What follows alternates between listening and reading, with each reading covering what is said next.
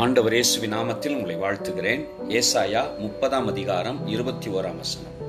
நீங்கள் வலதுபுறமாய் சாயும் போதும் இடதுபுறமாய் சாயும் போதும் வழி இதுவே, இதிலே நடவுங்கள் என்று உங்களுக்கு பின்னாலே சொல்லும் வார்த்தையை உங்கள் காதுகள் கேட்கும்.